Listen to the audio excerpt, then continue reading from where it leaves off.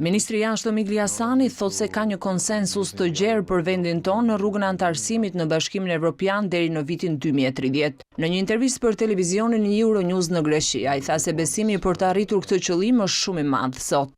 93 deri në 95% e shqiptarëve besojnë në rrugën e vendit tonë drejt Bashkimit Evropian si një rrugë pozitive. Në Shqipëri nuk ka të zgjedhur në parlament ose në qeveritë lokale që nuk mendojnë në këtë mënyrë. Ne kemi konsensus të plotë.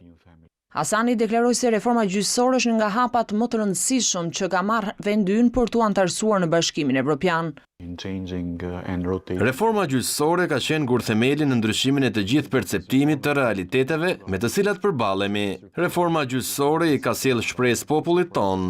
Reforma gjyqësore ka krijuar mjedisin e nevojshëm për investime të vazhdueshme në një vend që nuk kishte bërë ndonjë reformë të rëndësishme, si kjo që nga pavarësia e tij.